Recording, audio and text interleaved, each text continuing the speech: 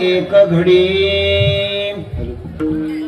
येथील जे एक घडी शांत बसा आता. तये जोडी पार नाही किती त्यांचा सासुरवास कैचा रस हा तिथे अवघे दिवस गेले कामा नाही जन्मा खंडन किती त्यांचा सासुरवास कैचा रस हा तिथे तुका म्हणे रतल्या जनी तुका म्हणे रतल्या जनी सोडा जनी कान्होबा किती त्यांचा सासुरवास कैचा रस हा तिथे पांडुरंगा करो प्रथम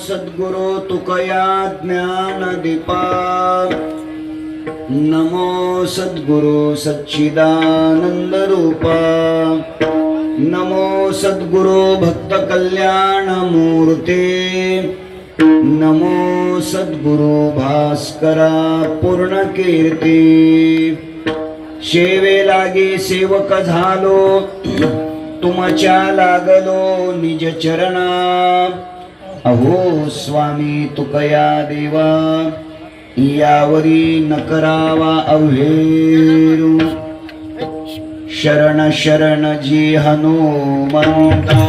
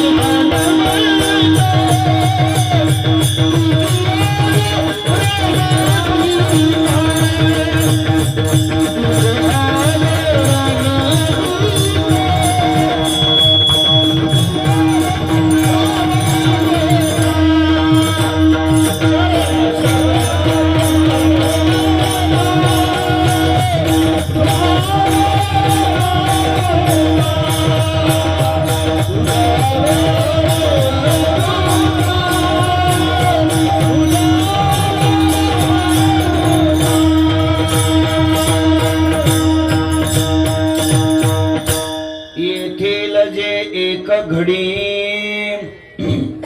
तये जोडी पार नाही किती त्यांचा सासुरवास कैचा रस हा तिथे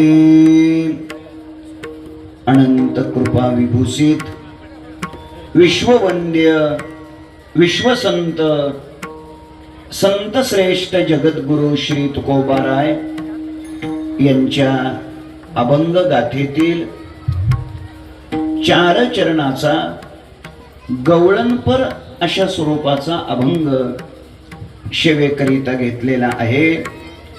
या गवळणीच्या द्वारा संत श्रेष्ठ जगद्गुरु श्री तुकोबाराय गोकुळातील गवळणीला भगवान कृष्ण कन्हैयाच्या अल्प सहवासामध्ये मिळालेला जगद विलक्षण आनंद तुलनात्मक दृष्ट्या या अभंगातून प्रगट करतात। विठ्ठल विठ्ठल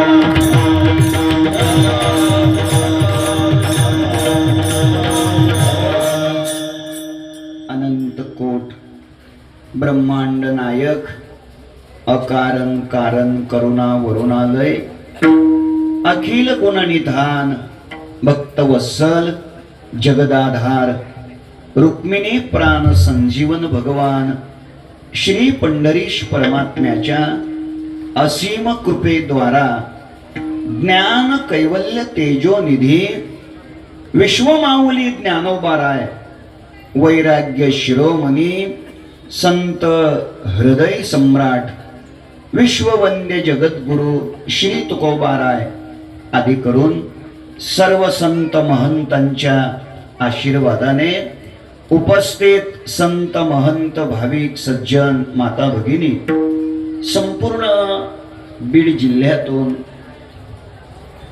या धारूर माजलगाव शेजारच्या अनेक तालुक्यातून उपस्थित असलेले वारकरी संप्रदायातील वारकरी शिक्षण संस्थेतील ज्येष्ठ श्रेष्ठ अध्वर्यू कीर्तनकार प्रवचनकार टाळकरी वृंद गायनाचार्य मृदंगाचार्य आणि आपण देवरूप श्रोतृवर्ग या सर्वांच्या पवित्र उपस्थितीमध्ये स्वानंद सुख निवासी गुरुनाम गुरु सद्गुरु जोग महाराज यांच्या अनुकंपेने परमपूज्य परमश्रद्धेय प्रातस्मरणीय थोर संत सद्गुरु नारायण बाबा यांच्या आशीर्वादाने या अत्यंत पवित्र अशा श्रद्धा संपन्न धर्मप्रधान ऐतिहासिक असलेल्या या श्री क्षेत्र आमला तालुका किल्ले धारूर जिल्हा बीड या गावामध्ये मर्यादा पुरुषोत्तम भगवान रामप्रभूच्या आणि दासोत्तम भक्त श्रेष्ठ श्री मारुती रायाच्या अर्थात देव भक्ताच्या जयंती महोत्सवाचं औचित्य साधून संपन्न होत असलेला हा उत्सव या उत्सवातील आजच्या समारोपाच्या अर्थात काल्याच्या चिंतन सेवेचा सुयोग सप्ताह संयोजक समितीच्या द्वारा या गावातील सर्व ग्रामस्थ सर्व भाविक सर्व भजनी मंडळी या गावातील सर्व कीर्तनकार कलाकार गायक वादक या सर्वांच्या प्रेमातून अन्नदाते देणगीदाते या सर्वांच्या प्रेमातून माझे परमस्नेही वारकरी संप्रदायातील एक अत्यंत प्रेमळ आणि संगीताच्या क्षेत्रातलं गोड व्यक्तिमत्व की जे उत्तम कीर्तनही करतायत असे हरिभक्तीपरायण आदरणीय उत्तरेश्वर महाराज जाधव वांगीकर यांच्या प्रेमामुळं आणि त्यांचे दाजी आदरणीय महादेवराव बरोबर त्यांच्या या आतिश चिकाटीमुळं मला आज आपल्या सर्वांच्या दर्शनाचा सुयोग प्राप्त झालेला आहे. आज मुकदम वाड्याकडे कोणाकडे मुकादम मुकादम नाही ना मुकदम मुकादम नाही त्यांच्या माध्यमातून आणि आपल्या सर्व ग्रामस्थांच्या प्रेमामुळं या सेवेचं सौभाग्य मला प्राप्त झालेलं आहे. संकल्पित वेळेमध्ये म्हणजे माझ्या अंदाजाने 12 वाजलेले असतील 12 वाजलेले असतील बहुतेक वाजले का 12 वाजले. आता 1 तास शिल्लक राहिलेला आहे. शिल्लक राहिलेल्या 1 तासामध्ये आपण अभंगाचं चिंतन करण्याचा प्रयत्न करू. विठ्ठल विठ्ठल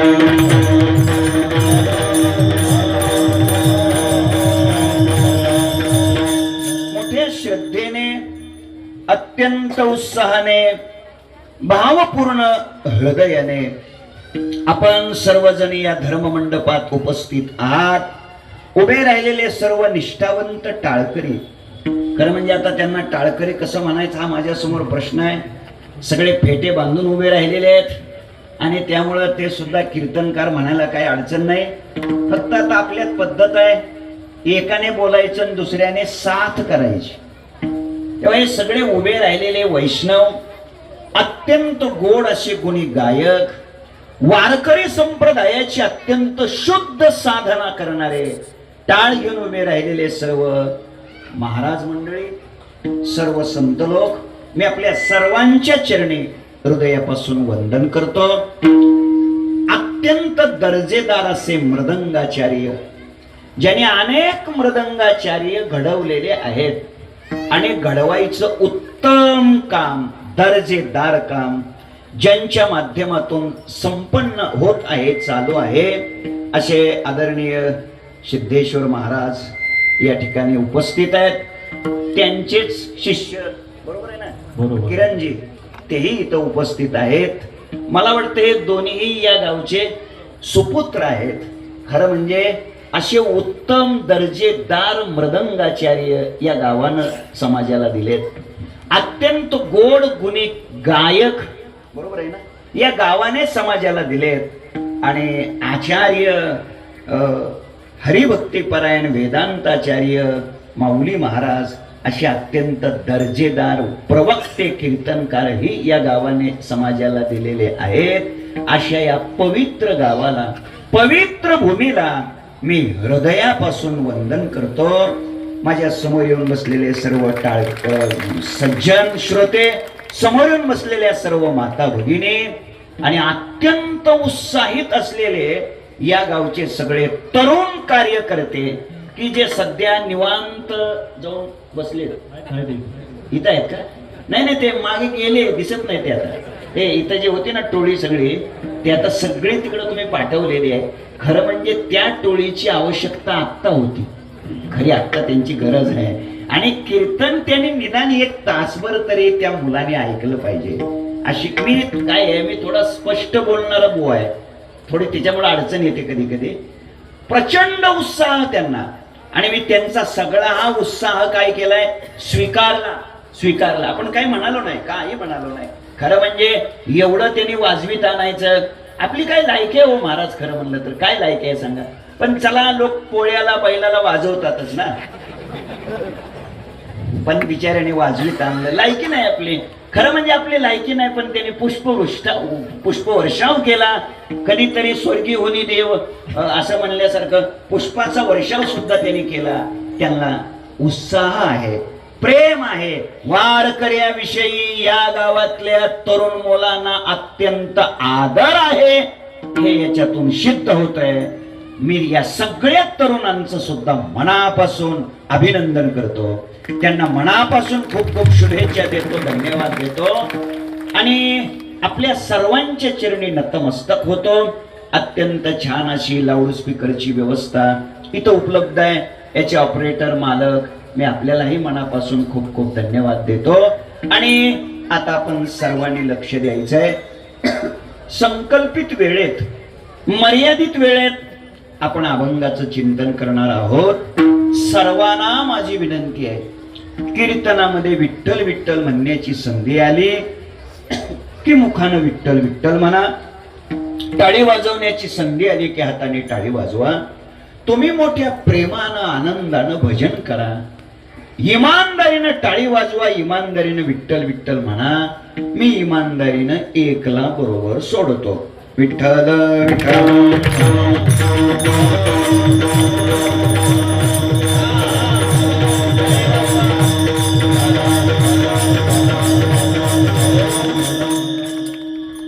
जर आपल्यापैकी कोणाकडे मोबाईल असेल, बहुतेक माझा अंदाज आहे आपल्यापैकी मोबाईल कोणाकडेच नसेल, पण जर चुकून कोणाकडे मोबाईल असेल तर त्याचं नरड दाबून ठेवा. माननीय मुख्यमंत्री देवेंद्रजी फडणवीस साहेब त्यांना सांगा, सध्या मी कीर्तनात बसलोय, 1च्या नंतर आपण बोलू. बरं, ज्यांना स्वतःला बंद करता येत नाही त्यांनी शेजाऱ्याकडून बंद करून घ्या. कीर्तन सुरू असताना ते वाजणार नाही याची काळजी घ्या. मी रात्रभर प्रवास केलाय, दिवसभर सकाळपासून प्रवास करतोय आणि अगदी 10:05 गुरुजी मी इथं हजर झालो. इमानदारी करणारा प्राणी आहे. 10:05 हजर झालो आणि म्हणून मी इतकं जीव तोडून तुमच्याशी बोलायचं आणि तुम्ही मात्र मोबाईल चिवडीत बसायचं, हे वागणं बरं नव्ह, हे चांगलं नाही. बरं वाटलं ना? बरं वाटलं. तर माझे हात जोडून विनंती आहे, 1 तास फक्त माझ्यासाठी मोबाईल मुक्त राहा, आनंदी राहा, समाधानी राहा, मोठ्या प्रेमानं मोठ्या आनंदाने देवाचं भजन करा, टाळी वाजवा. विठ्ठल विठ्ठल.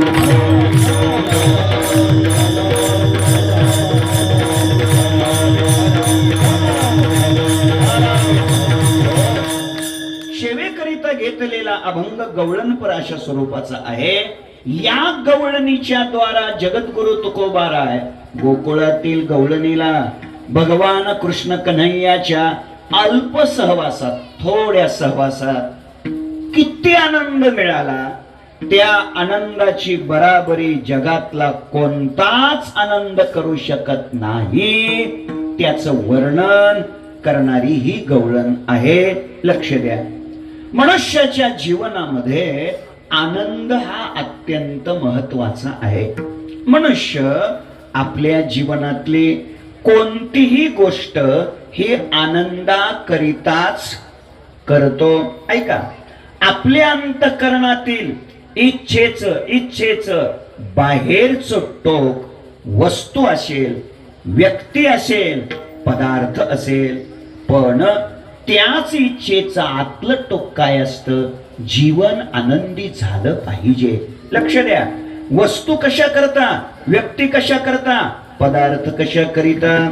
त्याचं उत्तर आहे आनंदाकरिता. ऐका, इच्छेचं बाहेरचं टोक पद असेल, पदार्थ असेल, प्रतिष्ठा असेल अथवा पैसा असेल, पण पद, पदार्थ, प्रतिष्ठा, पैसा हे सगळं कशा करता? तर त्याचं आतलं टोक आहे, आतलं उत्तर आहे आनंदाकरिता. ऐका, आनंदाच्या आभासावर जगणारा एक वर्ग आहे. आनंदाच्या आभासावर जगणारा पहिला वर्ग आहे. आनंदाकरता जगणारा दुसरा वर्ग आहे. आनंदामध्ये जगणारा तिसरा वर्ग आहे. आणि जगाला आनंद देण्याकरता जगणारा चौथा वर्ग आहे. विठ्ठल विठ्ठल.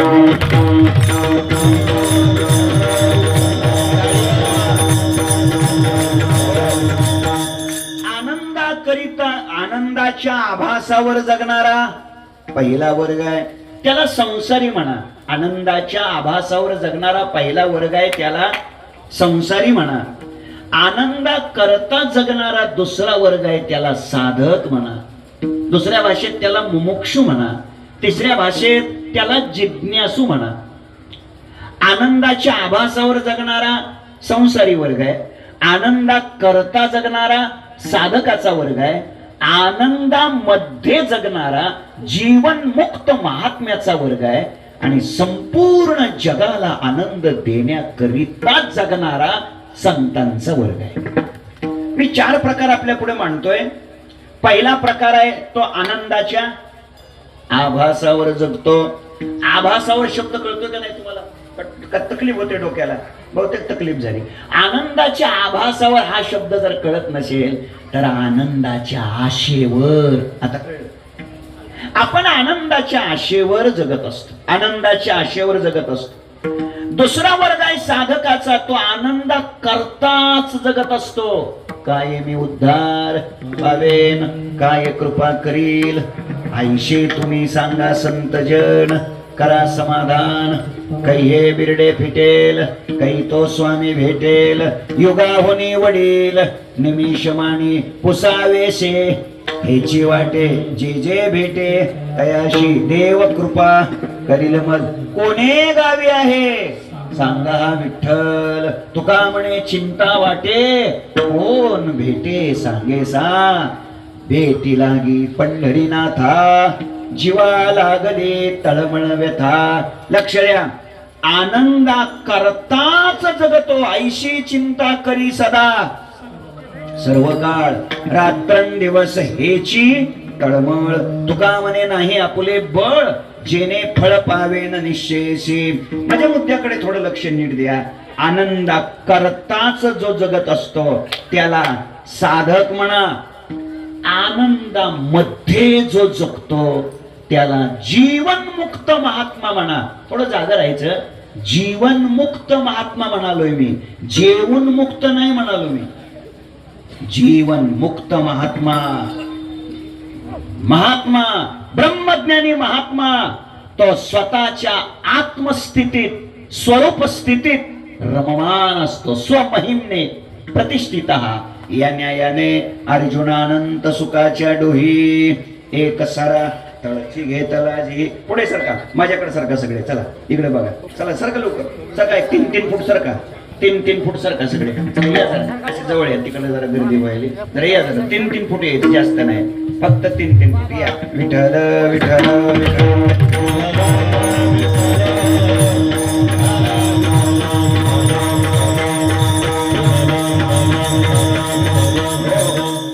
आता विक्षेप करू नका. आता ऐका नीट. आनंद करता जो जगतो त्याला झोपले काय म्हणायचं. आनंदा करता जो जगतो तो हे संसारिक म्हणते. आता कसं करायचं. मग इतकं जर आता ईश्वर दरोडा टाकला तर कसं व्हायचं. आनंदा करता जो जगतो तो साधक आहे. आनंदामध्ये जो जगतो आनंदामध्ये त्याला जीवनमुक्त महात्मा म्हणायचं. तो जगाचा विचार करत नाही. जगाची दात फेरिया त्याच्याकडे नसते. तो स्वतःच्या आत्मस्थितीत स्वरूप स्थितीत ओवी दिली होती. अर्जुना अनंत सुखाच्या डोही एक सरा तळची घेतला जीही मग स्थिर होणी तेही तेची झाले. आनंदाचे डोही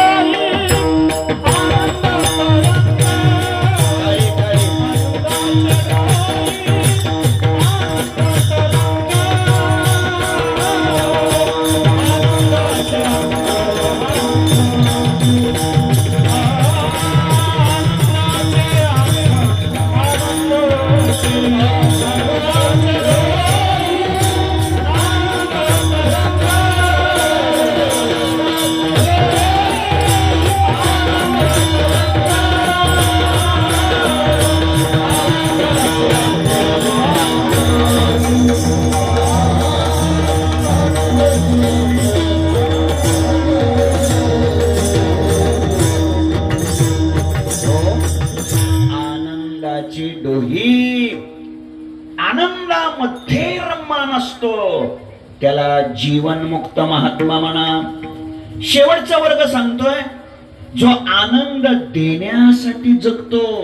आनंदाचे आवारू मांडू जगा घेणे देणे सुखची वरी हो देई या जगा दिसो परतत्व डोळा पाहो सुखाचा सोहळा रिगो महाबोध सुकाळा माझी विश्व आनंदे भरेन तिली लोक. लक्ष द्या. संपूर्ण जगाला आनंद देण्यासाठी जे जगत असतात त्यांनाच संत म्हणतात. जगाला आनंद देण्यासाठी जो जगतो त्यांना संत म्हणा. ते आनंद वाटत असतात. तुका म्हणे खातो आनंदाचे लाडू नका चरफडू घ्या रे तुम्ही. ऐका काय तुकोबारायची चरण गोड आहेत बघा. आनंदाचं सेवन वेगळं आनंदाचं वाटप वेगळं. जगातला एक वर्ग असा आहे की तो आनंदाचं सेवनही करत नाही आणि आनंदाचं वाटपही करत नाही. जगातला दुसरा वर्ग आहे तो आनंदाचं सेवन करतो वाटप करत नाही. जगातला तिसरा वर्ग आहे तो आनंदाचं वाटप करतो सेवन करत नाही. आणि जगातला चौथा वर्ग आहे तो आनंदाचं सेवनही करतो.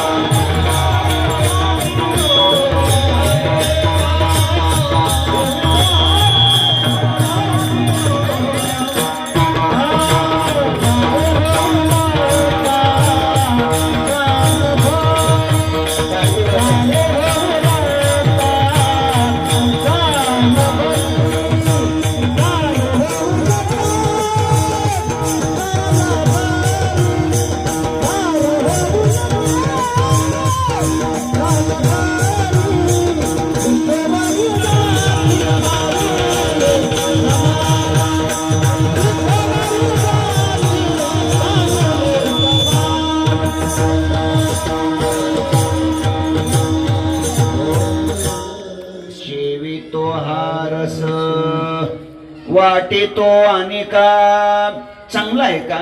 मी 4 प्रकार केले.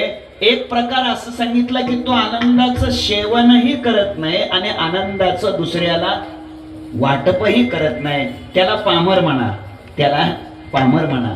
दुसरा प्रकार सांगतो, आनंदाचं सेवन करतो, वाटप नाही करत, त्याला ब्रह्मज्ञानी जीवनमुक्त महात्मा म्हणा.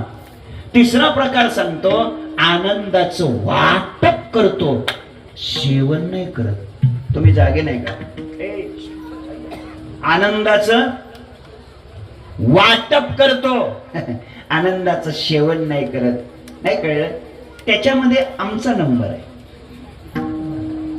रोज आनंदाचे काय करायचं? वाटप करायचं. सकाळी एका गावाला, संध्याकाळी एका गावाला, रोज काय करायचं? दुसऱ्याला आनंदाचं वाटप करायचं. सेवन नाही म्हणजे अमृताची गोडी पुढीला सांगशी, आपण उपवाशी मरोनिया. 3 प्रकार केले. पामर सेवनही करत नाही, वाटपही करत नाही. जीवनमुक्त ब्रह्मज्ञानी महात्मा आनंदाचं सेवन करतो, वाटप करायच्या भानगडीत पडत नाही. तुम्ही आम्ही आपण लोक फक्त वाटप करतो, सेवनाचा काय प्रश्न आहे? आणि सगळ्यात महत्वाचा संतांचा श्रेष्ठ वर्ग आहे, ते सेवनही करतात आणि वाटपही करतात. काय तुकोबरायची चरण गोड आहेत बघा. शेवितो हारस, वाटितो हारस आणि का. एकाच कडव्यात, अर्ध्याच कडव्यात महाराजांनी क्रियापद वापरली. किती? 2. शेवितो हा रस, वाटितो आणि का, याच्यात क्रियापद किती आहेत? आता सांगितले की मी किती आहेत? 2 आहेत. 2 कोणती कोणती? शेवितो आणि वाटितो, 2 क्रियापद आहेत. 2. शेवितो हा रस, शेवितो हा रस, वाटितो.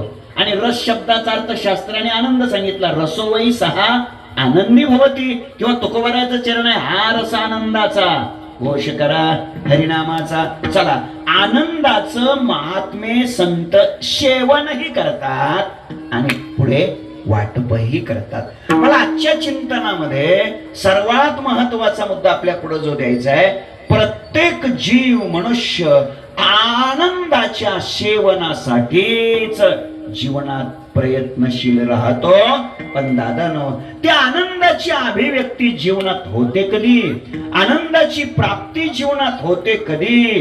त्याचं उत्तर आहे भगवान परमात्म्याच्या प्राप्तीनंतरच. भगवान परमात्म्याची प्राप्ती झाल्यावरच आनंदाची काय होते? अभिव्यक्ती होते. कारण तुकोबाराय सांगतात, तेने विना जीवा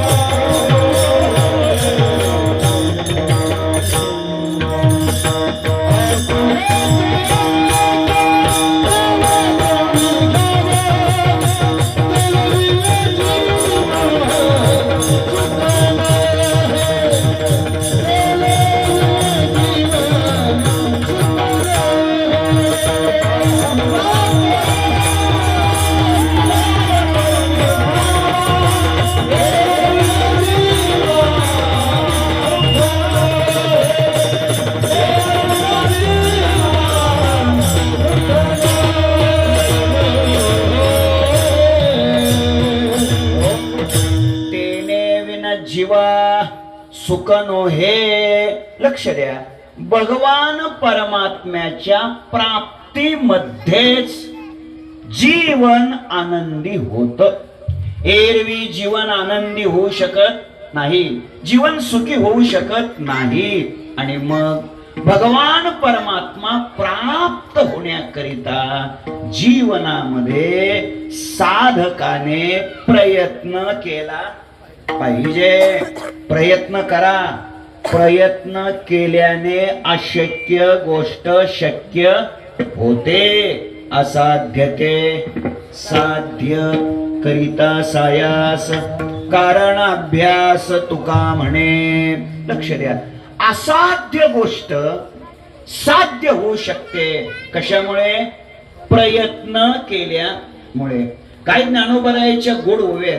ज्ञानोबाराय सांगतात, विष की आहारी पडे, समुद्री पायवाट जोडे, एकी वाघ ब्रह्म थोकडे अभ्यासे केले. अभ्यासाने अशक्य गोष्ट अभ्यासाशी सांग कार्यसिद्धी. कारण अभ्यास तुका म्हणे. म्हणून साधकाने सतत प्रयत्नशील राहिलं पाहिजे. भगवान परमात्म्याचं दर्शन जीवनामध्ये व्हावं या करता आपण सतत प्रयत्न केला पाहिजे. ऐका, साधू संत महात्म्यांनी प्रयत्नवाद शिकवलेला आहे, प्रारब्धवाद शिकवलेला नाही. आळशी बनायला सांगितलेलं नाही, मेहनत करायला सांगितले, प्रयत्न करायला सांगितलाय. आपली अडचण काय होतंय, आपण सोयीपुरती प्रमाण पाठ करतो, आपल्या सोयीची प्रमाण पाठ करतो. आपण जर म्हटलं ना, अरे चला ना पंढरपूरला, चला ना वारीला, सोहळ्याला चला ना, मग यानं प्रमाण पाठ केलेलं असतं. ठेविले अनंत. पुन्हा त्यानं प्रमाण पाठ केलेलं असतं. ठाईच वैसोनी करा एक चित्त. आता तो इतका ब्रह्मज्ञानी महात्मा आहे, तुझं चित्त एक होत आहे का घर राहिल्यावर? वैकुंठवाशी प्रातस्मरणीय गुरुनाम गुरु सद्गुरु बंकट स्वामी महाराज असं म्हणायचे. म्हणतात, अनधिकारी मनुष्य जर एकांतात एकटा बसला तर पिराचा उरूसच त्याच्या डोक्यात येतो. हे काय झालं रे? हे बघ ना, हे बघू ना बरोबर. लक्ष द्या, लक्ष द्या. ऐका ऐका, अनधिकारी मनुष्य. म्हणून तुकोबारायची चरण आहेत. तुकोबाराय सांगतात, साधना करताना जोपर्यंत आपली पात्रता तयार होत नाही, योग्यता तयार होत नाही एकांतात जाण्याची, तोपर्यंत त्यानं सामुदायिक साधना करावी, सामूहिक साधना करावी. आणि या तरी काळात महाराज सांगतात, या काळामध्ये एकलिया भाव बळे कै सापडशी या काळे, वैष्णवाच्या मेळे उभा ठाके हाकेशी. याच्या करता ही सामुदायिक साधना करायची. लक्षात ठेवा, माझ्या बोलण्याचा मुद्दा लक्षात ठेवा. मुद्दा इतकाच आहे, आपण प्रयत्न केला पाहिजे. प्रयत्न केल्यानंतर असाध्य गोष्ट, अशक्य गोष्ट काय होत असते? शक्य होत असते. फक्त त्या प्रयत्नात सातत्य असलं पाहिजे. एक सोपं बोलतो, चालत राहा. काय म्हणतो मी? चालत राहा. मुक्काम येतच असतो. फक्त काय केलं पाहिजे? चाललं पाहिजे. मुक्काम नक्की येतो दादा, चाललं पाहिजे. नित्यनेम केला पाहिजे, नामचिंतन केलं पाहिजे, गाथा ज्ञानेश्वरी भागवताचं वाचन रोज केलं पाहिजे, रोज तुळशीची प्रदक्षिणा केली पाहिजे, रोज तुळशीला पाणी दिलं पाहिजे, रोज नामचिंतन नामस्मरण केलं पाहिजे, रोज सत्कर्म केलं पाहिजे, सदाचरण केलं पाहिजे, वारी केली पाहिजे, रोज नेमाने हरिपाठ म्हटला पाहिजे. का सांगायला लागलो? ही साधना आपण दररोज काही केलीच पाहिजे. मग ही साधना करता या साधनेचा परिणाम, प्रयत्नाचा परिणाम परमात्मा दर्शन देतो. म्हणून साधकाने पहिल्या टप्प्यामध्ये भगवान परमात्म्याच्या दर्शनाकरिता प्रयत्न केलाच पाहिजे. ऐका, प्रयत्न करूनही जर भगवान दर्शन देत नसेल, प्रयत्न करूनही भगवान जर दर्शन देत नसेल, तर पुढचा टप्पा सांगितलेला आहे, पुरुषार्थ करा. काय केला पाहिजे? पुरुषार्थ केला पाहिजे. महाराज सांगतात, आपुलेनी पुरुषार्थे केला संसार, केला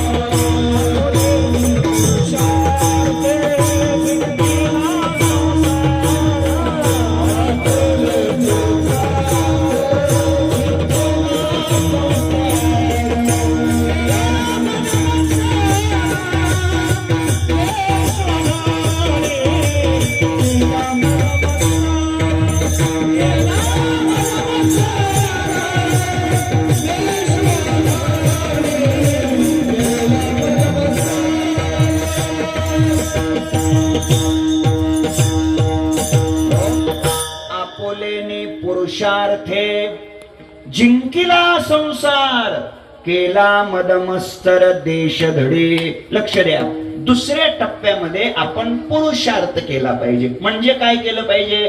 विकारावर विजय मिळवला पाहिजे. केला मद मत्सर देश धडी. मत्सर नसावा, मद नसावा. आता मदाचे पुष्कळ प्रकार आहेत आणि सांगतो, आठवलं प्रमाण म्हणून सांगतो, मत्सराचा ठाव शरीरी नसावा, लाभे विन जीवा दुःख देतो. दादानो, कोणाचाच मत्सर करू नका. मत्सर कोणाही जीवाचा न घडो मत्सर. वर्म सर्वेश्वर पूजनाचे मत्सर रहित जीवन जगा. एक. दुसरी गोष्ट काय? मद नसावं, मद. आता मद कोणते कोणते आहेत? दोन ओव्या सांगतो. एक ज्ञानोबारायची सांगतो, एक नाथांची सांगतो. ज्ञानोबाराय सांगतात, या लागी शरीर सांडवा किजे, सकळ गुणाचे लोन उतरीजे. पुढे का? संपत्ती मधु सांडीजे कुरवंडी करोनी.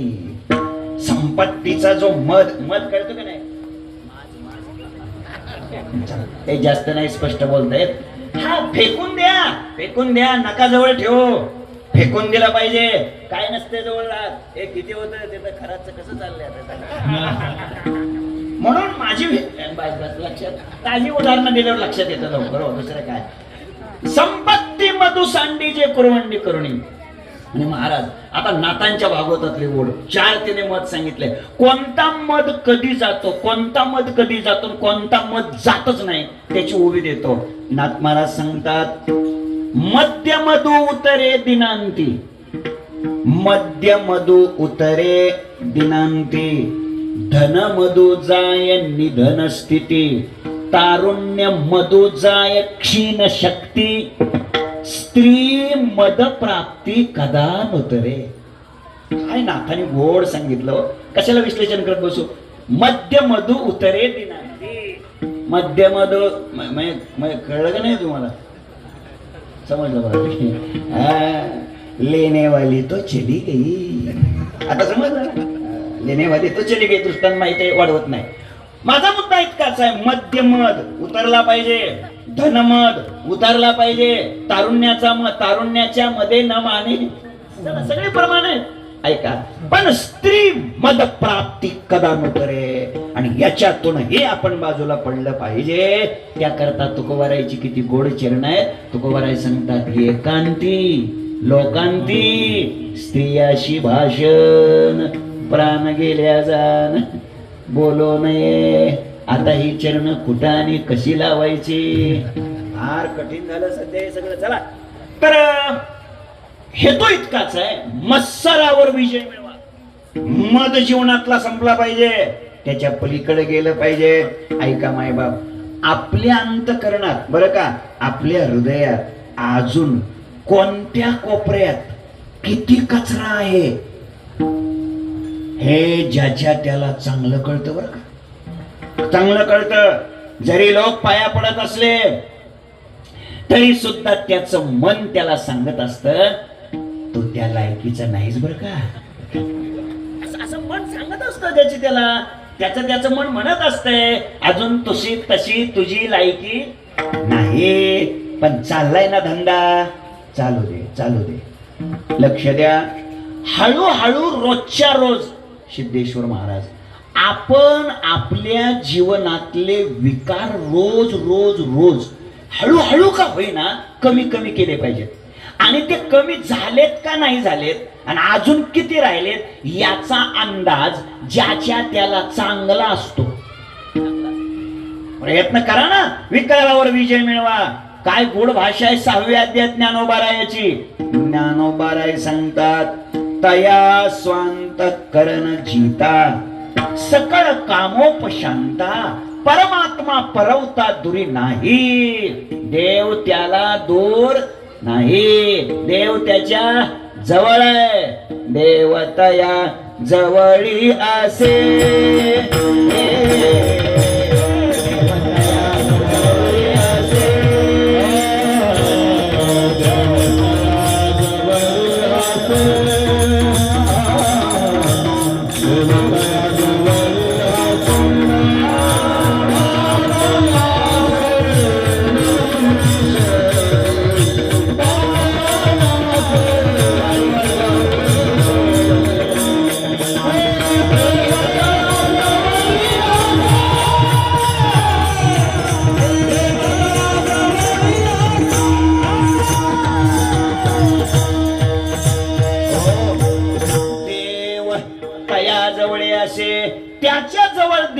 कोणाच्या जवळ? काम क्रोधा नाही चाली, देवतया जवळी असे. भूती झाली समता, देवतया जवळी असे. विश्वदेव सत्यत्वे ऐसा अनुभव ज्याचा, देवतया जवळी असे. तुका म्हणे भेदाभेद गेला, देवतया जवळी असे. गेला वाद खंडोनी, देवतया जवळी असे. आणि त्याच्या दर्शनाने पापनाशे दर्शने, किंवा असं बी घ्या, ज्याच्या दर्शनाने पाप नष्ट होत, देवतया जवळी असे. बोलण्याचा आशय असा आहे, पुरुषार्थ करायचा, विकारावर विजय मिळवायचे. ज्याचे त्याला माहित असतं, काहीकडे राग असतो, कोणाकडे द्वेष असतो. काही माणसाला उग कारण नसताना लोकाला कुचक बोलायची सवय असते. कळते का हे कुचक आहे ना? रोज असंच आहे ना? सवय असते काही लोकांना, काय नसतं, कधीही त्याला बोलवा, त्यानं त्याच्या आयुष्यात कोणाचंच लग्न जमू दिलेलं नसतं. कधीही कधीही बघा, कितीही चांगला प्रसंग असू दे, कितीही चांगला, तो काहीतरी कुचक बोलणार. म्हणजे असा काहीकडे तोच गुण असतो. काहीकडे कोणता गुण असतो? सहज कधी बोलणारच नाही, नेहमी रागावूनच बोलणार, थोड्या थोड्या गोष्टीला राग आणणार. काय तुकोबाराय गोड बोलतात ऐका. तुकोबाराय सांगतात, तुका म्हणे कोपे घडे पुण्यक्षय, होणार ते होय प्रारब्धेची. अरे कशाला कोणावर रागवतात? जे प्रारब्धात आहे तेच होणार आहे. बोलण्याचा आशय इतकाच आहे. मग आपल्याकडे क्रोध आहे, मग आपल्याकडे द्वेष आहे, मग आपल्याला लोकांना टाकून देऊन बोलायची काय आपल्याकडे आहे सवय आहे. मग माळकऱ्याने, वारकऱ्याने, परमार्थ करणाऱ्या माणसाने हळूहळू हळूहळू हळूहळू हे दुर्गुण आपल्यातले रोजच्या रोज कसे कसे काढून, नाही एकदम नाही व्हायचं, पण प्रयत्न करा ना. रोजच्या रोज थोडे थोडे थोडे काय झाले पाहिजे, ते गुण कमी झाले पाहिजे. आता काय, आता तंबाखू गुटखा गोळात असलं तर काय सांगायची गरजच नाही, कारण गेल्या वर्षी आपण व्यसनमुक्ती केलेली आहे आणि आता इथं कोणीच तसं राहिलेलं नाही. बरोबर आहे ना? त्यामुळे आता त्याची चर्चा या वर्षी काय आपल्याला करायची नाही, कारण इथं सगळे व्यसनमुक्त आहेत. गाव सगळं व्यसनमुक्त झालंय आणि त्याच्याबरोबर गाव स्वच्छ सुद्धा झालंय. गाव स्वच्छ झालंय, गाव निसर्गानं युक्त आहे, गाव नैसर्गिक अशा प्रकारच्या वृक्षवल्ले आम्हास वगैरे त्या बाबतीतही गाव चांगलं काम करायला लागलंय. मुख्यमंत्री ग्राम समृद्ध काय पंचायत राज अशा पद्धतीचं अभियान सुद्धा आपण गावामध्ये काय करतोय, राबवतोय. सगळ्या महिला आपलं घर, आपलं पटांगण, आपल्या घरापुढचं अंगण अगदी स्वच्छ आहे. बघा, मी आता मगाशी आलो गावात, कुठं एवढा कचरा सुद्धा दिसला नाही मला. असं स्वच्छ गाव आहे. म्हणून गावाची स्वच्छता, घराची स्वच्छता आपण केली पाहिजे. आपलं घर स्वच्छ असलं पाहिजे, आपलं गाव स्वच्छ असलं पाहिजे. गावातले जे वेगळे वेगळे उपक्रम आहेत त्या उपक्रमामध्ये गावातल्या स्त्रियांनी, पुरुषांनी, नागरिकांनी, तरुणांनी सगळ्यांनीच काय केला पाहिजे, सहभाग घेतला पाहिजे, जेणेकरून आपलं गाव सुशोभित असावं, गाव स्वच्छ असावं, गाव व्यसनमुक्त असावं, गाव निर्मल गाव असावं. या सगळ्या गोष्टी जर आपण बारकाव्यानं केल्या, आपल्याला काय करायचंय हे डोक्यातलं काढून टाका. हे आपल्यालाच करायचंय हे डोक्यात ठेवा. माझं घर आणि ते मी स्वच्छच करेन, चांगलं करेन, अशी सगळ्यांनी प्रतिज्ञा या निमित्तानं आपण जरूर घ्या. आणि शासनाचं जे पथक तपासणीला येत आहे तेव्हा त्याच्या आत आपण सगळं चांगलं करून आपल्या गावाचा क्रमांक कसा त्या तपासणीमध्ये येईल, त्या तपासणीमध्ये जर आपल्या गावाचा क्रमांक आला, राज्यामध्ये जर आपण आपल्या गावाचा क्रमांक आणला, 5 कोटी रुपये गावाला मिळते. राज्यात क्रमांक जर आपण आणला तर 5 कोटी मिळते. जिल्ह्यात क्रमांक, विभागात क्रमांक जर आपण आणला, विभागामध्ये मराठवाड्यामध्ये, तर मग 3 कोटी मिळते. जर आपण जिल्ह्यात क्रमांक आणला तर 2 कोटी मिळते.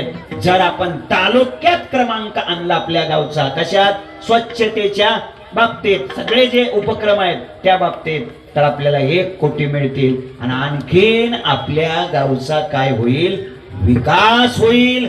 याकरता या मुख्यमंत्री पंचायत राज ग्राम समृद्ध अभियान, बरोबर आहे का? याच्यामध्ये सगळ्या तरुणांनी, सगळ्या ग्रामस्थांनी आणि सर्व माता भगिनींनी त्यामध्ये सहभागी व्हा. खूप चांगले चांगले उपक्रम खऱ्या अर्थानं चालू आहेत. 7 वाजता सायरन वाजला. वाजतोय का सायरन? वाजतोय का? 7 वाजता. कधी? पहाटे 7 वाजता. कधी? संध्याकाळी 7 वाजता. आणि मग 7 वाजता सायरन वाजल्या तुम्ही टीव्ही चालू करता, बरोबर ना? मोबाईल टीव्ही बंद 7 ते किती? 9 वाजेपर्यंत. नंतर 9 ते 12 चालू. पुन्हा माझी विनंती आहे, हात जोडून विनंती आहे, हे सगळे प्रकल्प आपण चांगले राबवा. आपल्या गावची शान, आपल्या गावचे समृद्धी आपणच केली पाहिजे.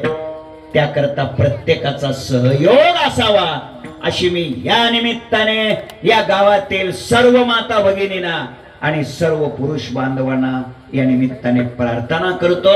विकारावर विजय मिळवला. विजय पुरुषार्थ करा. ऐका, पहिल्यांदा काय करायला सांगितलं? प्रयत्न करा.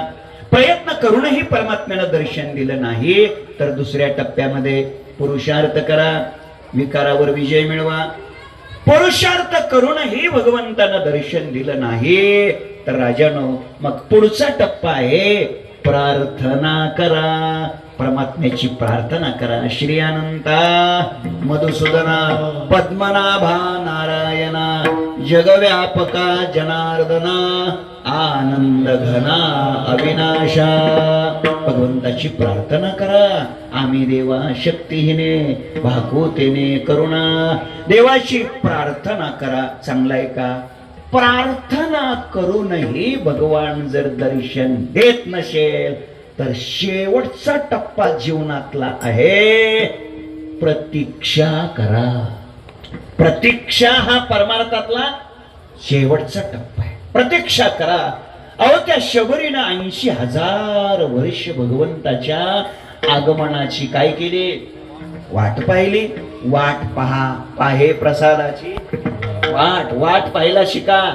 सध्या लोक वाट पाहत नाहीत, वाट लावतेत. वाट पाहायला शिका. वाट पाहिली पाहिजे. साधना करणं आपलं काम आहे. दर्शन कधी द्यायचं हे देवाचं काम आहे. आपण साधना करत राहा. प्रतीक्षा करा. वारकरी शिक्षण संस्थेचे विद्यमान अध्यक्ष माझे श्री गुरु प्रातस्मरणीय संदीपान महाराज हसेगावकर यांच्या मुखातलं वाक्य सांगतो. सगळं कीर्तन तुम्ही विसरलं तरी एवढं वाक्य विसरू नका. फार महत्वाचं वाक्य आहे. ते असं म्हणतात, परमार्थ करणाऱ्या माणसाने परमार्थामध्ये देवाची प्रतीक्षा करायची असते, परीक्षा पाहायची नसते. परीक्षा पाहू नका. आम्ही परीक्षा पाहतो. एक जण मला म्हणायला लागला, आणि कस काय माझ्या पोराला नोकरी लागली नाही? मी म्हणलं का बळ? पंगत घातली की म्हटलं सप्त्यात. आता पंक्तीवर नोकरी असते तो. ऐका दादानो, तुम्ही देवाची कधी परीक्षा पाहू नका. सोपं बोलतो. तुम्हाला कधी द्यायचं, कुठं द्यायचं, किती द्यायचं, कशात द्यायचं हे त्यानं चांगलं ठरवलंय. अजून सोपं करू का? लेकराला लागलेली भूक झोपले आवायला पाहिजे ना. समजलं? लेकराचं एकच काम आहे बघा, त्यानं रडावं. लेकराचं एकच काम आहे, त्यानं काय करावं? रडावं. इमानदारीनं रडावं. माझं बोलणं समजत नाही. निदान रडलेला आवाज आईपर्यंत पोहोचावा. असं इमानदारीनं रडा. आई उचलून घेते आणि त्याला दूध पाजल्याशिवाय राहत नाही. पांडुरंग परमात्मा या आईनं यावं, आपल्याला उचलून घ्यावं आणि आपल्याला त्याच्या कृपेच दूध पाजावं असं जर वाटत असेल तर थोडं इमानदारीने रडा. म्हणजे काय? रामकृष्ण टाहो नित्य फोडी असं ठाहो फोडा. नामस्मरण करा, साधना करा, चिंतन करा. योग्य वेळ आल्यानंतर परमात्मा दर्शन दिल्याशिवाय राहत नाही. गवळणीने आपल्या जीवनामध्ये साधना केली, प्रयत्न केला, पुरुषार्थ केला, प्रार्थना केली, प्रतीक्षा केली, प्रतीक्षेचा कडेलोट झाला आणि भगवान कृष्ण कन्हैया गोकुळामध्ये अवतीर्ण झाले. कृष्ण कन्हैयाची आणि गवळणीची भेट झाली आणि भगवान कृष्ण कन्हैयाचा थोडा सहवास गवळणीला लाभला. त्या थोड्या सहवासात, अल्प सहवासात तिला जो आनंद मिळाला, तो आनंद तुलनात्मक दृष्ट्या किती श्रेष्ठ आहे, किती महान आहे. त्या आनंदाची बराबरी जगातला कोणताच आनंद करू शकत नाही. हा अभिप्राय ती गवळण पहिल्या चरणात प्रगट करते.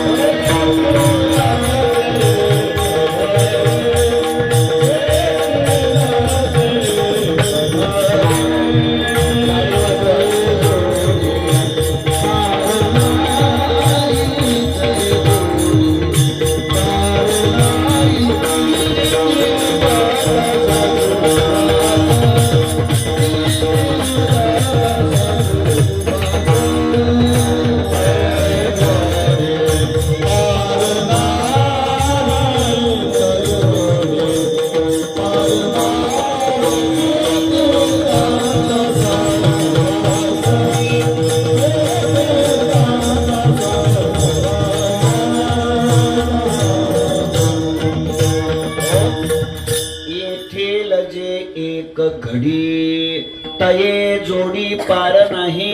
ऐका, घडी याचा अर्थ आहे अत्यंत थोडा वेळ. भगवान कृष्ण कन्हैयाच्या सहवासात गवळणीला जो आनंद मिळाला, घडी थोडा वेळ, तो आनंद किती आहे, काय असतं ऐका. मोठ्या माणसाचा सहवास किती मिळाला, किती वेळ मिळाला याला महत्व नाही. मिळाला ना संपलं. फक्त सहवास मिळाला पाहिजे. संख्येनं तो किती वेळ होता हे नाही महत्वाचं. अहो बघा ना तुम्ही खेड्यापाड्यामध्ये एखादा मनुष्य लोकांना म्हणतो, या मी तुमचं काम करतो, या मी तुमचं काम करतो. आपले त्यांचे खूप जवळचे संबंध. आणि मग मुख्यमंत्र्याच्या बरोबर त्याचा तो फोटो असतो आणि त्याने तो फोटो घरामध्ये असा लावलेला असतो, असं बैठकीत लावलेला असतो. लोकांना वाटतं बापरे काय वजन आहे याचं, काय वजन आहे याचं. खरं म्हणजे हा मुख्यमंत्र्याच्या जवळ किती वेळ असतो, फ्लॅश टाकेपर्यंत. तेवढा बरोबर तेवढाच फोटो काढून बाजूला गेलेला असतो. तेवढ्यावर जर तो गबरगंड होतो, श्रीमंत होतो. मी का आपल्याशी बोलायला लागलो, व्यवहारातल्या सर्वसामान्य माणसाच्या बरोबर जर एखादा क्षण मिळाला तर आपल्या जीवनात आमूलाग्र बदल होतो.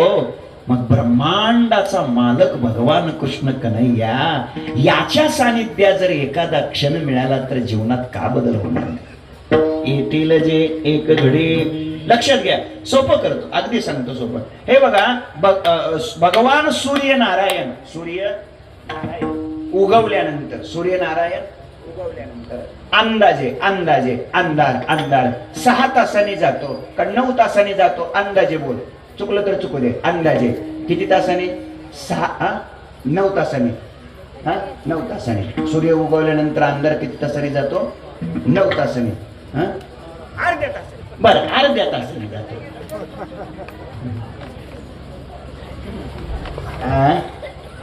थोडाफार राहतो, दीड तासाने सगळं जातो.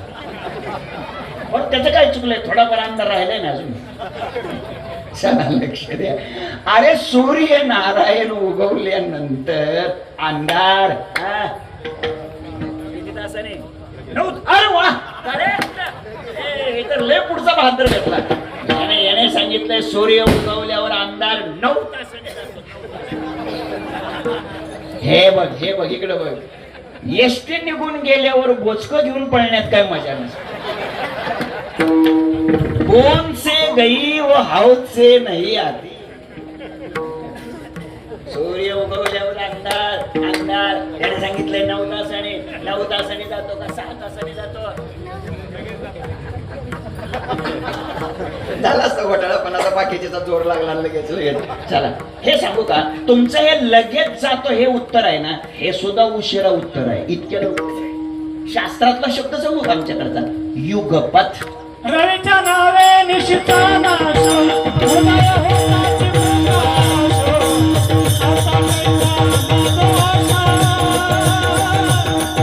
दोष तुझ्या दिशा कैवारी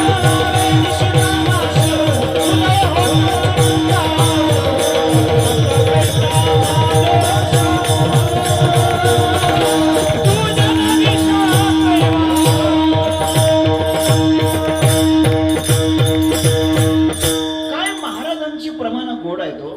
आणि खरं म्हणजे भाऊबंदकी योग्य वेळेला उपयोगाला येते बघा. किती गोड प्रमाण दिलं महाराजांनी. रवीच्या नावे. अरे रवी उगवायचा जाऊ द्या, नुसतं त्याचं नाव घेतलं तरी. रवीच्या नावे निशीचा नाश उदय होताची प्रकाश. ज्या क्षणाला उदय त्याच क्षणाला प्रकाश. आणि अंधार काय होतो? नष्ट होतो. लक्ष द्या राजानो, ज्या क्षणाला सूर्योदय त्याच क्षणाला उदय म्हणतोय अजून. अरे उजेड म्हणतो. लक्ष द्या. नाही लक्ष देऊन कीर्तन ऐकायचं. कीर्तन हे कधीच प्रोटोकॉल म्हणून ऐकायचं नाही. महाराजाला बरं वाटावं म्हणून कीर्तन ऐकायचं नाही. कीर्तन लक्ष देऊन ऐकायचं नेहमी. उद्धाराचं साधन आहे हे टाइमपासचं साधन नाही. कीर्तन कीर्तन करमणुकीसाठी असतं का टाइमपास साठी असतं कीर्तन? चला तर लक्ष द्या. उदय होताच प्रकाश. ऐका, तस भगवान परमात्मा रूपी सूर्य ज्या क्षणाला आपल्या हृदय मंदिरात उदयाला येतो त्याच क्षणाला दुःख दोष अज्ञान नष्ट होतात. किती वेळ भेटला याला महत्व नाही. भेटला ना संपलं. हे बघा अजून सांगतो, लक्ष द्या जरा, लक्ष द्या. एक माणूस आणि त्याला अमृत प्यायला मिळालं. काय बोला की? अमृत प्यायला मिळालं. घागरभर अमृत प्यायला मिळालं. किती? घागरभर अमृत प्यायला मिळालं. तो मरेल का जगेल? मरेल. अरे तो काय प्यालाय? अमृत प्यायला घागर नाही. किती बी पिऊ द्यायची, अमृत आहे ना ते. चला, अमृत पिल्यानंतर मनुष्य जगेल का मरेल? जगेल. जगेल म्हणजे तो काय होईल? अमर होईल. कारण त्याला अमृत किती मिळालं? घागरभर अमृत पिल्यामुळे तो काय झाला? अमर झाला. आता मला उत्तर द्या. एका माणसाची गरिबी होती. गरिबीमुळे त्याला काही घागरभर अमृत भेटलंच नाही. त्या बिचाऱ्याला ओंजळभरच भेटलं. त्याला किती भेटलं? ओंजळभरच. आता ओंजळभरच ज्याला अमृत भेटलं तो 35% अमर होईल का 57% अमर होईल? 100%.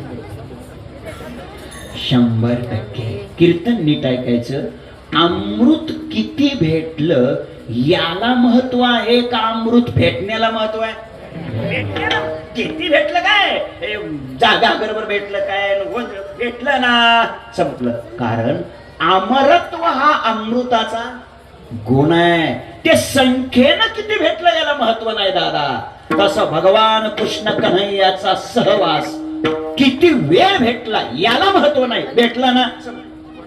ओवी देतो आता. ज्ञानोबाराय बोलतात, अमृताचे सागरी जे लाभे सामर्थ्याची थोरी तेची दे अमृत लहरी सुडी घेतलिया. काय डोळ्यात तेल घालून अक्षरे लिहिली तो बघा. मी जास्तीत जास्त अमृत सांगताना काय सांगितलं? घागरभर. बरोबर. कमीत कमी अमृत सांगताना काय सांगितलं मी? ओंजळभर. आता ज्ञानोबरायची कमाल सांगतो. ज्ञानोबरायने जास्तीत जास्त अमृत सांगताना काय सांगितलं? सागर. अमृताचे सागरी सागरच सांगितला. आणि कमीत कमी सांगताना काय सांगितलं? चुळभर. चुळभर. आता ऐका बर का, थोडं डोक्याला ताण द्या, पण जरा ऐका. सागरभर अमृत पिल्यानंतर जे सामर्थ्य भेटत प्राप्त होत, तेच सामर्थ्य ज्ञानोबाराय सांगतात. चुळभर चुळभर चुळभर अमृत घेतल्यानंतर, आता चुळभर चुळभर म्हणजे चूळ कळते ना तुम्हाला? चूळ बोला ना राव, चूळ चूळ भरता का नाही तुम्ही? भरता. मला उत्तर द्या, ज्ञानोबारायची भाषा कशी आहे बघा. सागरभर अमृत पिल्यानंतर जे सामर्थ्य प्राप्त होत, तेच सामर्थ्य चुळभर अमृत पेल्यावर. आणि इथंच घोटाळा आहे, पेल्यावर नाही, पिल्यावर बी नाही रे. कारण चुळभर हा शब्द वापरलाय जाणकारांनी, जरा नीट कीर्तन आहे का? चूळ भरता का नाही तुम्ही? बोला ना राव, भरता. चूळ भरल्यानंतर त्या चूळ भरलेलं, चुळीतलं तुमच्या तोंडातलं ते पाणी चूळ भरलेलं तुम्ही गिळता का टाकून देता? लवकर बोला. गिळता. अरे चूळ भरलेलं, तोंड भरलेलं पाणी, तो तोंड धुतलेलं पाणी, त्याला गुळणा म्हणतो, गुळणी. कळलं ना? मग हे गुळणी केलेलं, गुळणा केलेलं, चूळ भरलेलं पाणी गिळतो का टाकून देतो? काय भाषा आहे ज्ञानोबारायची गोडो. ज्ञानोबाराय सांगतात, अरे तुम्ही अमृतानं फक्त चूळ भरा, गिळू नका, पिऊ बी नका. चूळ जरी भरली अमृतानं, जे सामर्थ्य तुम्हाला सागरभर अमृत पिल्यानंतर प्राप्त होणार आहे, तेच सामर्थ्य तुम्ही फक्त चूळभर अमृत काय पिल्यावर नाही, नुसतं चूळ भरून थुंकून जरी टाकलं तरी तेच सामर्थ्य तुम्हाला काय होणार आहे? प्राप्त होणार आहे. हेतू इतकाच आहे, चूळभर का सागरभर, इथं मापाला लक्ष द्यायचं नाही. अमृत भेटलं ना, संपलं. तसं भगवान कृष्ण कन्हैयाचा थोडा सहवास भेटला. ती गवळण म्हणते, येतील जे एक घडी, काय झालं? तये जोडी पार नाही. आता त्या आनंदाची बराबरी जगातला कोणताच आनंद करू शकत नाही. नित्यानंदा पुढे आनंद तो कोण?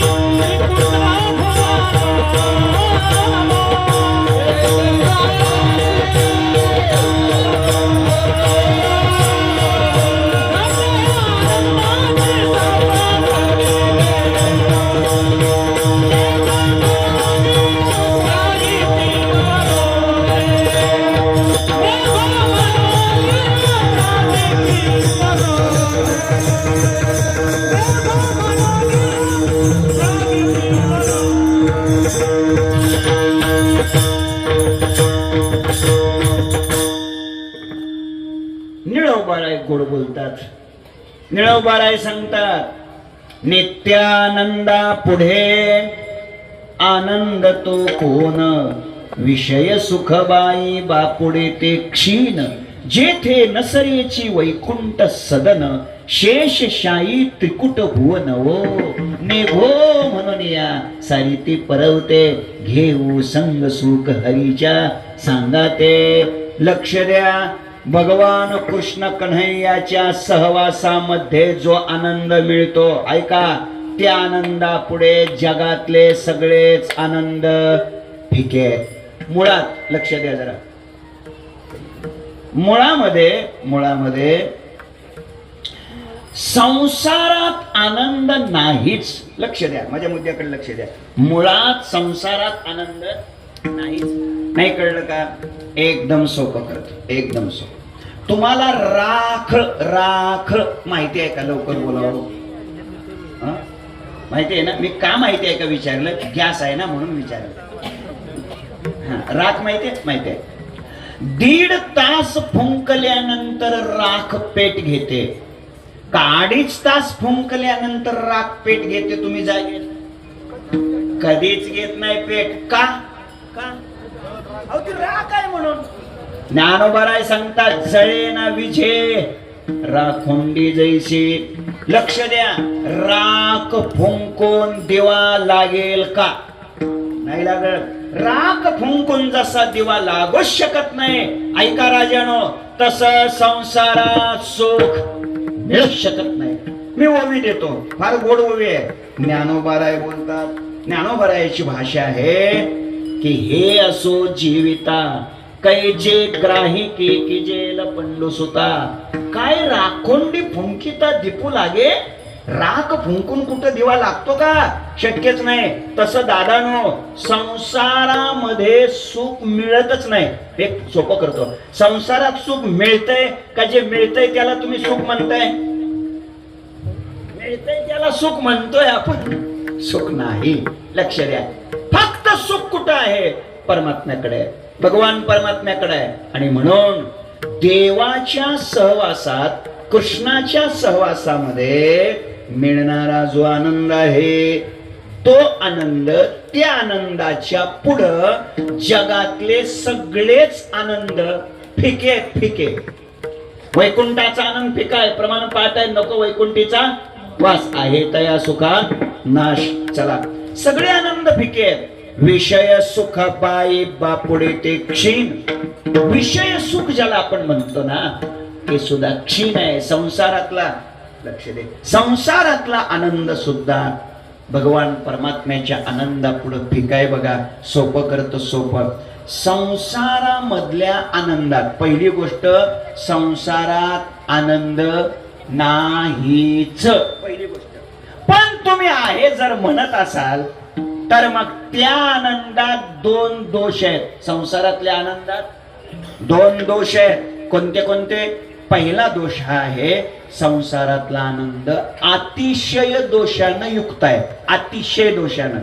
आणि दुसरं, संसारातला आनंद क्षय दोषानं युक्त आहे. अतिशय दोष म्हणजे काय?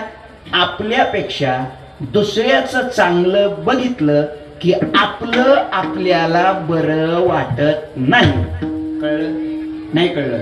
समजा आपल्याकडे बोलेरो असली आणि शेजाऱ्यानं स्कॉर्पिओ एन घेतली, तर पोट दुखतंय का नाही? होय म्हणजे आपल्यापेक्षा दुसऱ्याचं चांगलं बघितलं की आपलं आपल्याला बरं वाटत नाही. आम्हाला जर कोण म्हणलं ना, रात्रीचं कीर्तन लयच भारी झालं, लय कस तरी वाटतो. याचा अर्थ तसंच वाटतं असं समजू नका, उदाहरण म्हणून बोल. मी का सांगा लागलो? संसारातल्या आनंदात अतिशय दोष आहे. दुसऱ्याचं चांगलं बघितलं की आमचं आम्हाला बरं वाटत नाही, हा एक दोष आहे. आणि संसारातल्या आनंदात अजून एक दोष आहे. कोणता? अजून दुसरा दोष संसारातल्या आनंदात हा आहे क्षय. क्षय, क्षय म्हणजे कमी होणं, कमी होणं, कमी होणं. दिवसेंदिवस संसारातला आनंद हा काय होतो? कमी होतो. अक्षदा पडताना जो आनंद असतो तोच आनंद दुसऱ्या दिवशी, बोला, दुसऱ्या दिवशी 2 महिन्याने हा अजून कमी. काय बरं झालं अगोदर सावध झालाय. 2 महिन्याने अजून कमी होत. 2 वर्षाने अजून कमी होत. 20 वर्षाने. हे इकडून उत्तर आलं बघा आता करेक्ट. 20 वर्षांनी. सुरुवात फार चांगली असते. सुरुवातीला अक्षदा पडताना, त्या लग्नामध्ये त्याच्यावर अक्षदा पडताना, अरे राम राम राम, त्याची बॅटरी फुल चार्ज असते. आणि मग हळूहळू एक एक काडी उतरायला लागते. 10-5 वर्ष झाल्यानंतर तर बॅटरी पूर्ण डिस्चार्ज होते. त्याला विचारलं, चार्जिंग करून घे ना. तो म्हटला आता सॉकेट खराब झालं. काय अवस्था आहे, काय जीवनाची अवस्था आहे सांगा. संसारातला आनंद हा दिवसेंदिवस काय होतो, बोलत जा, कमी होतो. सुरुवात चांगली असते, सुरुवात चांगली. सुरुवातीला नवीन लग्न झाल्या याला जर पाणी प्यावं असं वाटलं ना, अरे काय न सांगता तुम्हा कळू येते.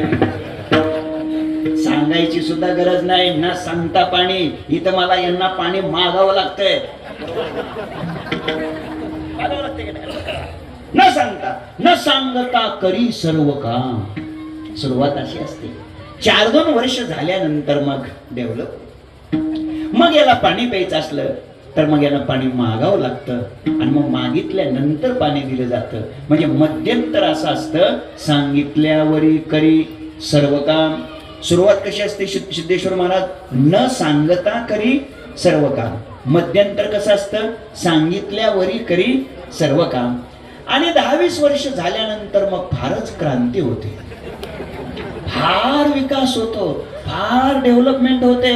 मग जर याला पाणी प्यायचं असेल, मग याला पाणी मागावं लागतं. मला पाणी प्यायचंय, पाणी दे. मग आतून आवाज येतो, दिसत नाही का, डोळं गेलं का, रांजण तिथं, तांबे तिथं, तुम्ही बी प्या. मला पण द्या. काय झालं, आनंदाचं काय झालं. संसारातला आनंद हा रोजच्या रोज काय होतं, कमी होतो. सुरुवात चांगली असते बरं का, सुरुवात फार चांगली असते. अहो ते नवीन लग्नामध्ये त्या पोरीला नाव घ्यायला लावा तुम्ही, अरे राम राम राम राम. ती पोरगी नावच घेत नाही, प्रचंड लाजते, नावच घेत नाही. कारण ती जुन्या काळातली असते. नाही कळलं. आता काय लाजायचा वगैरे काय विषय काय राहिलेलाच नाही. काय संबंध काय राहिलाय. अगोदरच फोनवर बोलून वैतागलेली असते. ऐका, लक्ष द्या. मग त्या पुरीला नाव घ्यायला लावतात. लोक लय आग्रह करतात, जणू काही तत्वमसी महावाक्याचा उपदेशच आहे. मग त्याची माईक घेते, अरे असं नाही, चांगलं आहे तुझं, ते असं चालू आहे का नाही बघते. आणि मग ती पोरगी आग्रह केल्यावर नाव घेते. बघ आता सुरुवात चांगली असते, सुरुवातीला आनंद असतो, सगळं बरं असतं. मग ती नाव घेत असते सुरुवातीला. घ्यायचं, घ्या म्हणते. आता पोरांचं ऐकावं लागतंय, पोरांनी वाजवीत आणलंय मला, आता त्यांचं ऐकावं लागतं. घेतो आता काय. मग ती नवीन मुलगी ती नाव घेत असते. चांदीची सायकल, सोन्याच्या तारा. सायकलीचा पत्ता विचारू नका बरं का, सायकल कुठे आहे. चांदीची सायकल, सोन्याच्या तारा. राव निघाले फिरायला आणि कलेक्टर घालतो वारा. मी तर घाबरलो. आता कलेक्टर म्हणजे काय, तुमच्या कामावरचा शेतातला गडी आहे का. एक जिल्हा ज्याच्या ताब्यात असतो त्याला कलेक्टर म्हणतो. मी म्हटलं बापरे, कलेक्टर वारा घालत्या त्यांच्या रावाला. म्हणजे यांचे राव कोणीतरी कॅबिनेट दर्जाचे मंत्री महोदय असले पाहिजेत. आणि म्हणून मी चौकशी केली, जरा जवळ जाऊन त्या पुरीला विचारलं, पुरी काय करतात ग बाई. म्हणलं तुझे राव काय करतात. तिने सांगितलं ऊस तोडायला जातात. काय राहिलो, फक्त काय इतका मसाला भरून तिने नाव का घेतलं असं. त्याचं कारण सुरुवात अशीच असते, बरोबर आहे ना, अशी सुरुवात होते ना. सुरुवात अशीच असते. पण एकदा म्हातारीचं वय 60, म्हाताऱ्याचं वय 70 झाल्यावर मग त्या 60 वर्ष वयाच्या म्हातारीला 70 वर्ष वयाच्या म्हाताऱ्याचं नाव घ्यायला लावावं. मग खूपच बदल झालेला असतो, खूपच क्रांती झालेली असते. आणि मग त्यावेळेस ती म्हातारी नाव घेते. घ्यायचं, घेतो तारीख घेतली तुमची म्हणल्यावर काय करते. मग ती म्हातारी नाव घेत असते. जुना होता वाडा सुद्धा नाव म्हणत नाही हो म्हातारी. जुना होता वाडा, त्याची पडली लाकडं, ते गेले तिकडं मी आले. काय राहिलं बरोबर आहे ना, असंच आहे ना, असंच चाललंय ना, बरोबर आहे म्हणतात, असंच चाललंय म्हणतात. लक्ष लक्ष नीट द्या. काय झालं संसारातल्या आनंदाचं सांगा ना. दिवसेंदिवस संसारातला आनंद बोला कमी होतोय. परमार्थात तसं नाही. परमार्थातला आनंद निघे उतार चढते सुख घडो घडी वाढो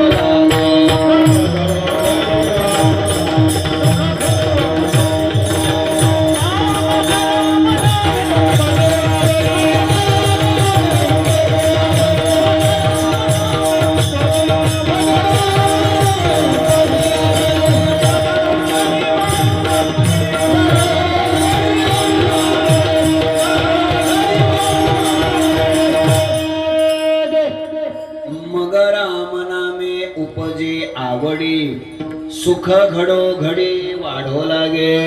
लक्ष द्या. परमार्थातला आनंद दिवसेंदिवस वाढतो बघा. ओवे देतो मी तुम्हाला. मग वाढते प्रेमे माते भजतीचे महात्मे तुझे पण मनोधर्मे शिवतले नाही. ऐका राजानो. साधना करा, चिंतन करा, अभ्यास करा, ज्ञानेश्वरीचं वाचन, गाथेचं वाचन, भागवताचं वाचन वाढवा.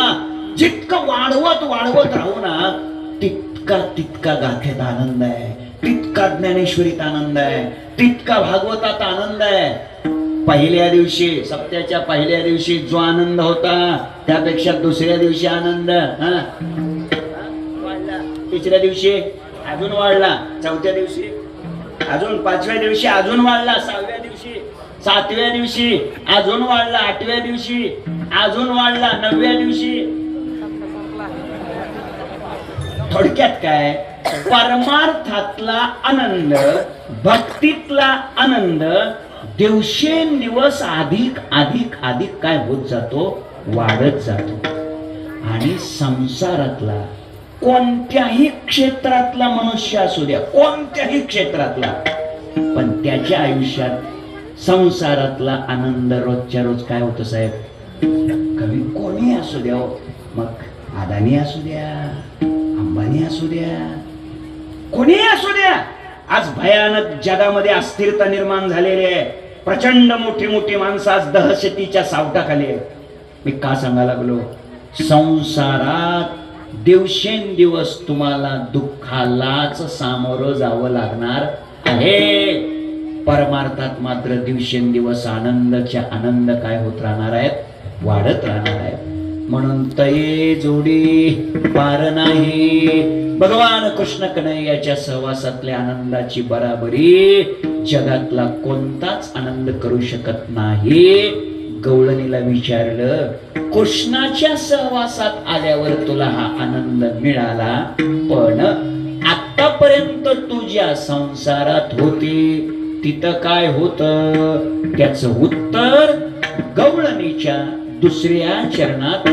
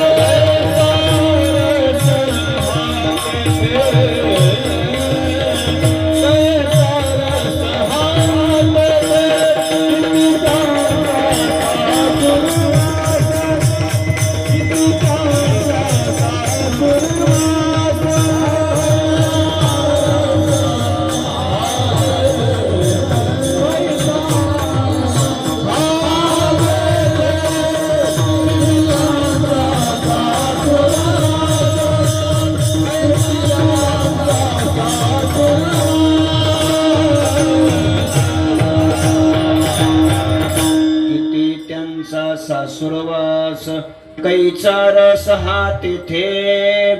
गवळणीच्या दुसऱ्या चरणामध्ये ती गवळण सांगते, आतापर्यंत मी ज्या संसारात होते तिथं काय होता, तिथं सासुरवास होता, सोशिला होता सासुरवास बहुतांचा, बहुत दिवस बहु कामे पूर्वीला सोस, आता उदास आपुल्या ते कागा सासुरवाशी मज केले भगवंता, आपुलिया सत्ता स्वाधीनता ते नाही. लक्ष द्या, ती गवळण सांगते इथं आल्यावर, येथील जी एक घडी, इथं म्हणजे परमार्थात कृष्णाच्या सहवासात आल्यावर आनंद आहे, पण तिथं हा आनंद नव्हता, हा रस तिथं नव्हता.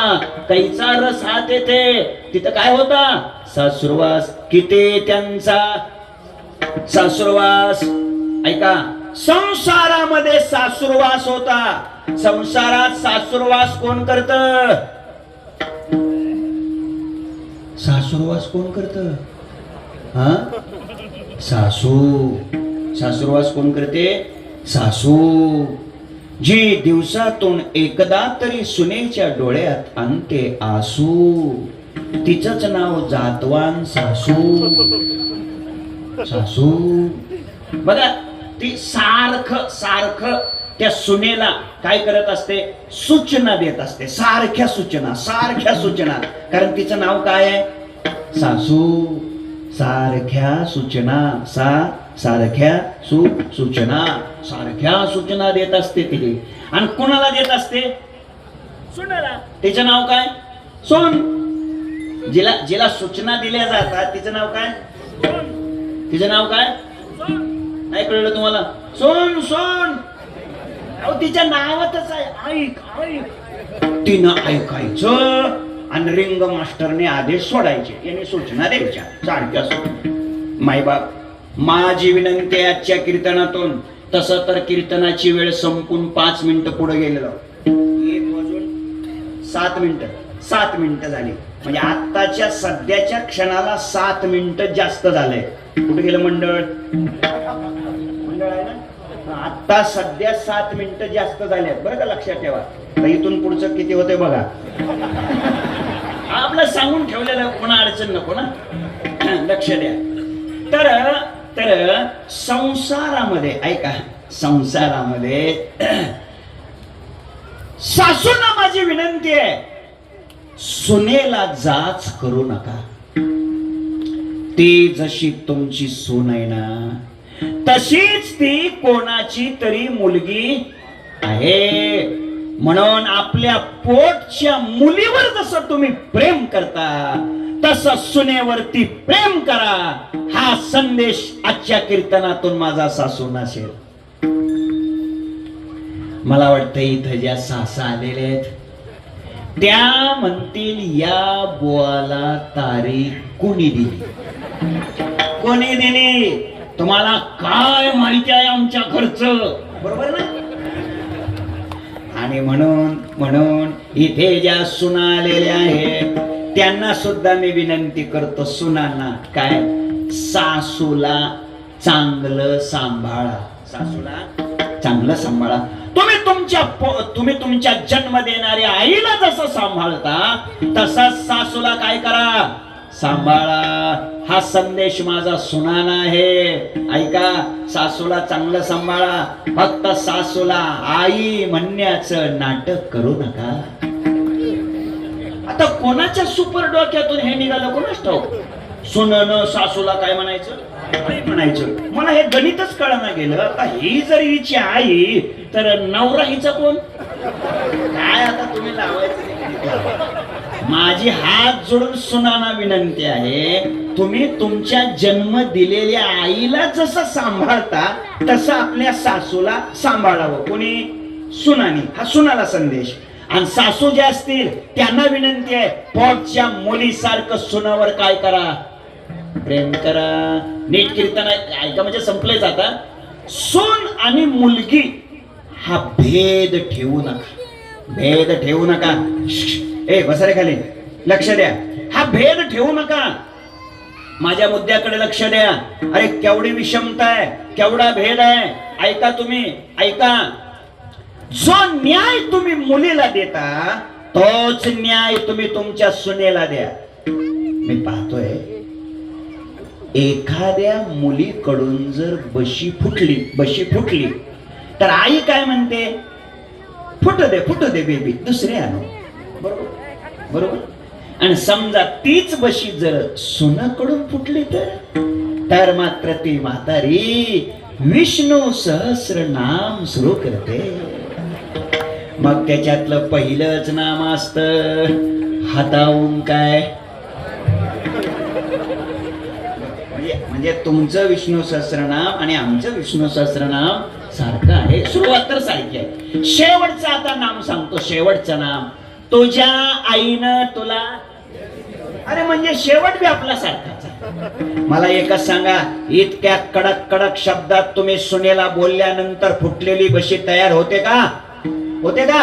होत नाही. मग कशाला बोलता तिला इतकं कडक कडक? माझी विनंती आहे, अरे त्याला तितके कडक कडक बोलल्यानंतर ती फुटलेली बशी पुन्हा तयार होते का? नाही ना होत.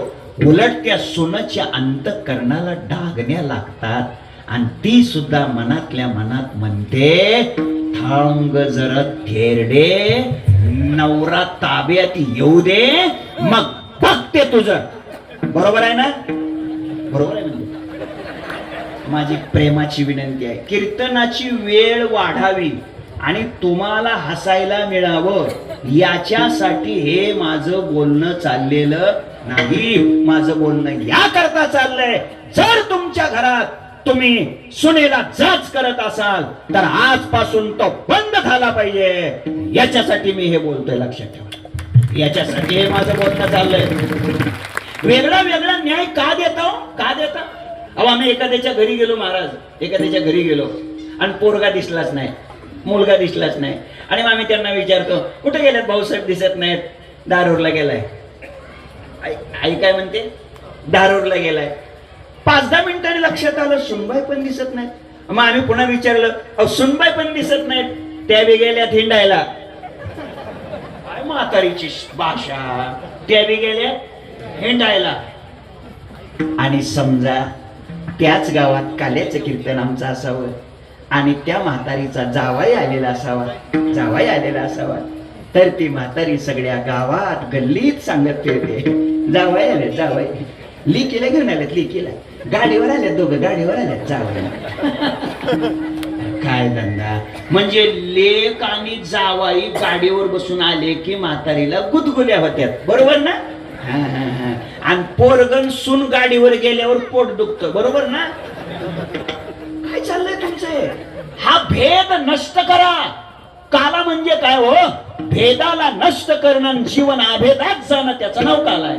विषमता नष्ट करणं, जीवन समतेत येणं, याचं नाव काल आहे. हे दहीहंडी फोडा हे रोजच चाललंय की खरा काला काय? ऐका केवढी विषमता आहे. हे बघा, प्रत्येक स्त्रीला असं वाटतंय आपला मुलगा सुनेच्या ताब्यात जाऊ नये. बरोबर. आणि त्याच स्त्रीला असं वाटतं आपला जावाई लेकीच्या ताब्यात नाही. मोठी म्हणजे लोकांच्या घराचं वाटून तुमचं नीट चालावं. कुठली शास्त्र आहे तुमचे? चला, आजपासून माझी जाहीर विनंती आहे, मुलगी आणि सून या दोघीला एकाच ताटात जेवायला वाढा. हाच खरा काल आहे. हे असं झालं पाहिजे. मी आता इथून गेल्यानंतर इथल्या एखाद्या तरी महाराजांना, या वादकांना, गायकांना, आबा महाराज आहेत देवठाणकर यांना, असं कोणाला तरी महाराज आहेत यांना फोन आला पाहिजे. इथल्या एखाद्या तरी सुनाचा फोन आला पाहिजे. काय म्हणून फोन आला पाहिजे? 4-6 महिन्यात फोन आला पाहिजे आणि मला असा निरोप आला पाहिजे, काय की त्या सुनानं सांगितलं पाहिजे आबा महाराजांना की त्या बार्शीच्या बोवाचं कीर्तन झाल्यापासून माझं चांगलं चाललंय हो, सासू मला आता चांगलं बघते. तर कीर्तनाचा उपयोग आहे. तर कीर्तन हे बघा, जास्त मी बोलत नाही, परमार्थ अजिबात नाही कळू द्या, पण किमान तुमच्या घरातली भांडणं तरी मिटवा. निदान भांडणं तरी संपली पाहिजे ना. एवढं तरी करण्याचा प्रयत्न करा.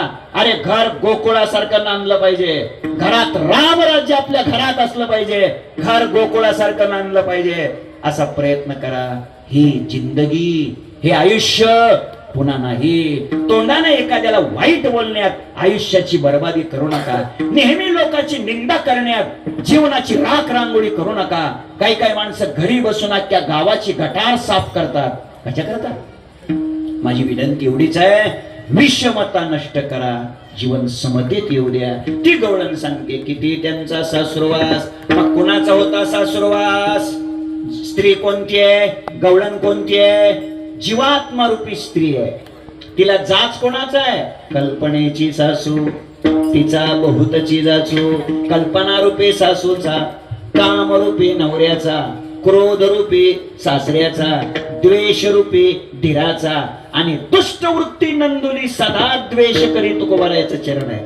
दुष्ट वृत्ती रूपी ननंद, क्रोध रूपी सासरा, काम रूपी नवरा, कल्पना रूपी सासू, या सगळ्याचा किती त्यांचा सासुरवास. कैचा रस हात येते, हा रस तिथं नव्हता. आतापर्यंतचे संसारातले सगळे दिवस कशात गेले? इच्छा करण्यात, कामातच गेले. पण जन्म मरणातून मुक्ततेचा आनंद मिळाला नाही. अवघे दिवस गेले कामा, नाही जन्माखंडन. जन्म मरणातून बाजूला पडता आलं नाही. पण आता मात्र भगवान कृष्ण कन्हैयाच्या सहवासात आम्ही आलो. आता आमची सगळी पाठीमागे गेलेली टोळी परत आलेली आहे.